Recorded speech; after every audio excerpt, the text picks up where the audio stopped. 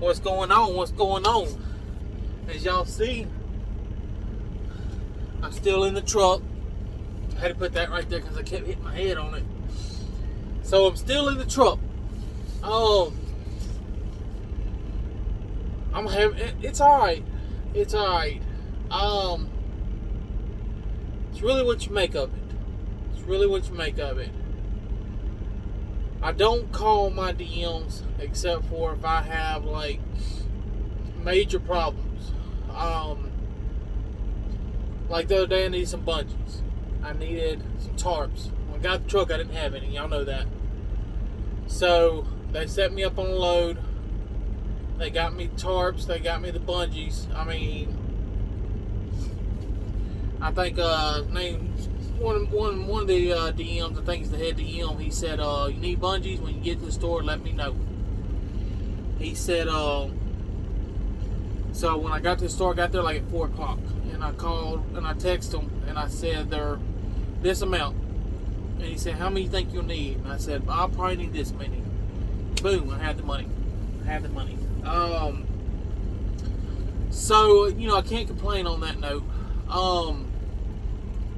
Yeah, I seen a couple questions. That's why I had to make the video. Not questions, but remarks. One about the 2,500, and when you sign a 6-month contract. Now, I'm not saying that. I don't know, because I can't just say, oh yeah, it's going to happen like this, like that, like this. When I was in training, I seen guys up there saying, hey, Weastern Express is trying to charge me this amount because they said I broke contract. Someone was like $1,500, some was like $2,000, because they say that you have to pay them back. If you don't fulfill the 6 months, you have to pay them back for the training that they put you through. Like the flatbed training, you're going to get out there, you're going to have hands-on flatbed experience. They say that you're going to have to pay them back for that. Which, you sign the contract, I mean, it's, you said okay. You can't argue with that. So, don't be upset if you leave early and then they send you a letter in the mail saying, hey, you owe us $1,500 or you owe us $2,000. Either you can come back and fulfill that contract, or you can pay us that money. And I've seen, like I said, I've seen guys that have been coming back. One guy came back twice, he said. I don't know how true that is, but he said he came back twice. And the synthetic urine. So I was sitting there. They called four or five of us into the room. And all of a sudden you're sitting there and you heard the doctor say, you want to keep playing with me, or do you want to go home? I mean, you want to keep playing with me and go home, or do you want to pee? And the guy's like, what are you talking about? What are you talking about? He's like, you want to go home? And he's like, this is fake. And dude's like, so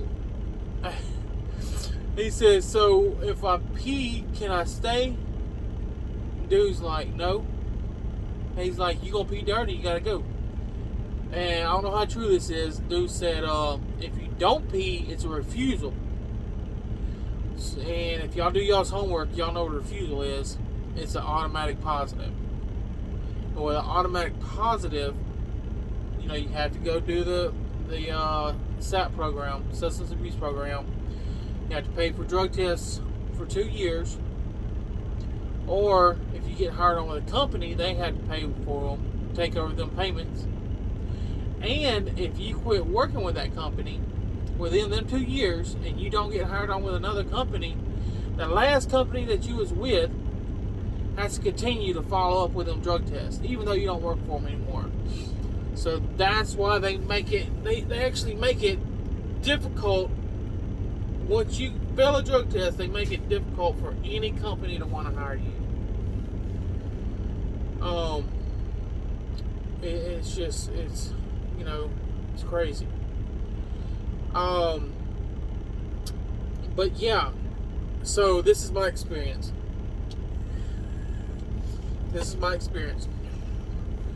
So I've been here 2 weeks. First week, I've been in this truck by myself for 2 weeks. First week, I made a good check. I would have made a real good check, but I didn't follow the directions that the shipper gave me. I followed my GPS, which I thought that was the right thing to do. Come to find out, it wasn't. So I messed up on that one. I only got 2 runs, 2 loads. I had 3. I was fixing to drop the 3rd one. Fixing to get a 4th on a Saturday. Try to drop it on Sunday. You know, by Sunday by 12 p.m. if you drop it and you do your paperwork in, it goes on that week's check. I didn't make it. I only got 2. I made a good check. I made a real good check. I mean, surprisingly, a real good check. You know, it was over $500. So, I'm telling y'all, if you come out here and you run, you're going to make decent money. You're going to have to stay for 6 months, but you're going to make decent money. Anytime that I drop a load, within the next hour, I got another load waiting on me. I mean, you can't beat that. Ain't no begging, ain't no pleading. Within the hour, you've got another load waiting on you. That's what I'm saying. When you come to this company, you're going to have to be independent. You're going to have to figure out problems on your own. I mean, because them guys in them offices, it ain't like, you know, you can either sit in this truck and say if a light goes out on your trailer. You can sit in this truck, wait on breakdown to come, or you can take your butt in there to that pilot store and buy you a light, put it on that trailer, send your receipt in, and keep on running and make you some money. Because when you call them guys in that office, it's like, well, I think I got a light out, I'm not sure. Y'all think y'all can send somebody out here to look at it for me? I mean, yeah, but there ain't nothing they can do in that office. But yeah, they'll send some breakdown out here. It'll be about 4 hours. You know, you're gonna lose half a day. Even though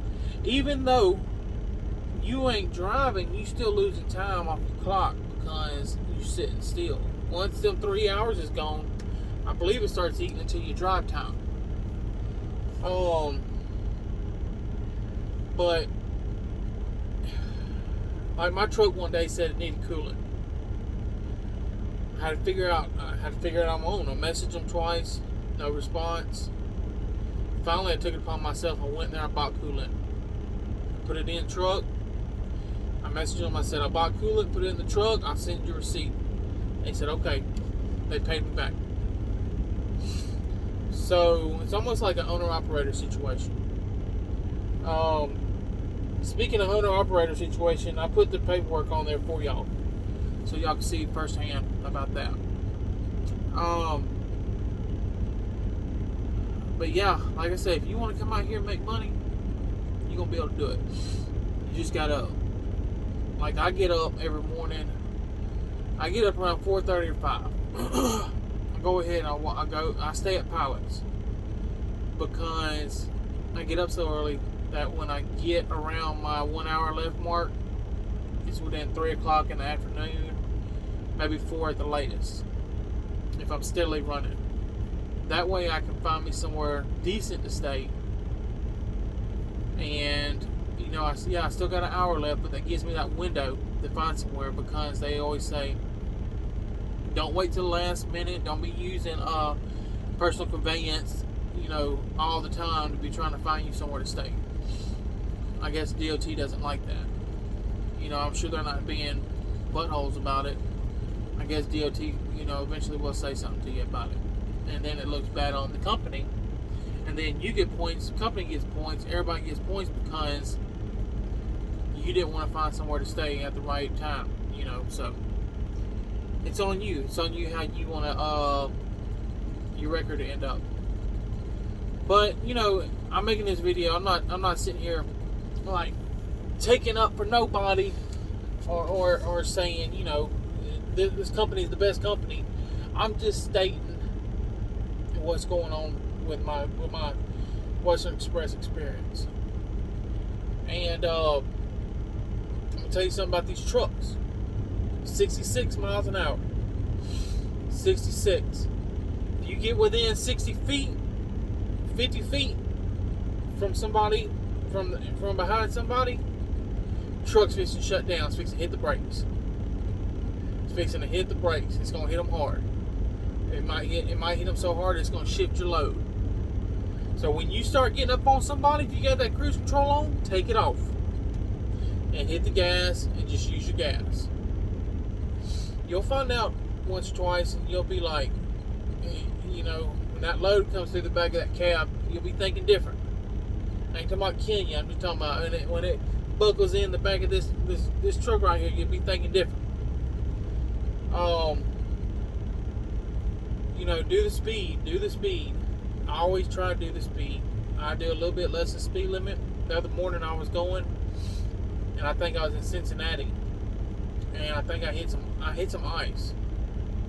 And I tell you what, that was one of the scariest moments of my life. I mean, it's like, I don't know. I hit that ice. I slid to the right. That's where I was going. I was going into the right-hand lane, trying to get out the the middle lane. And I turned the wheel to the right, and it didn't drive. It just slid. When it slid, it stopped. It straddled the far right lane and the middle lane. And I tried to turn that wheel a little bit more. It wasn't going nowhere. It wouldn't move. So I just straightened it back up, and I just stayed right there for about 15 seconds. Tried to turn that wheel a little bit more, and then it started moving. And I got over in the lane. I'll tell you what, that was something else. I was driving here just a while ago, earlier, and the wind was blowing. The wind was blowing hard. I was going around a corner. Just a little earlier this morning, going around a corner. And when I went around that corner, that wind blew so hard that it pushed my trailer over about 2 or 3 feet. And it was on the shoulder. I was in the lane, the trailer's on the shoulder. So when that wind gets like that, you know, y'all gonna have to slow down a little bit. I mean, I'm just saying, if you want to keep your truck, I got a brand new truck. You know, I love it. God bless. So, you know, different trucks, different folks. Just when you get in, it's all about when you get in. You know, they ain't assigned no trucks to nobody. You don't have to pass some kind of test to get a certain kind of truck. It's just when you get hired on, what they got right there waiting on you, take it. You know, take it. Unless you want to be here the rest of your life, it ain't nothing but something to make money with. That's how I look at it. But if you got any more questions, just hit me up. You know, I'm very responsive. But yeah, like I said, if you want to make money, as soon as you drop that load, within an hour, they're gonna say, "I need you to go here and pick up this load." I mean, there's money to be made. There's money to be made. Raises to get. Just trust me. Money to be made, raises to get. This is a pretty good company. I'm gonna give it that. You know, it don't seem like it's that good of a company right now, but once you start making them big checks, you're like, oh yeah, it's a real good company. Yeah. You just got to figure out how to do this job. I mean, you know, you got to figure out problems on your own. You can't always call somebody when you have the smallest problem. So, and it took me a minute to figure that out. And it gets you ready, you know, to be an owner-operator one day, you know. But, I don't know. We're still figuring it out, and I still got more months to go. I'll still be here. I don't think I'm going nowhere. I like it. It's alright. It's feeding my family. So, just hit me up if you got any questions. I'll tell you what I can. I'm on Facebook, Southbound Truck Driver. I answer any questions y'all got. And I'm steadily putting new pics on there of my loads, where I'm going. So if y'all want to see the different loads that y'all may get, just look on there and y'all can see the different loads. You know, they ain't always going to be the same. I heard that you can request loads, but I ain't never done that. I just want the nearest load to where I'm at. because I want to continue to have something on that flatbed out there.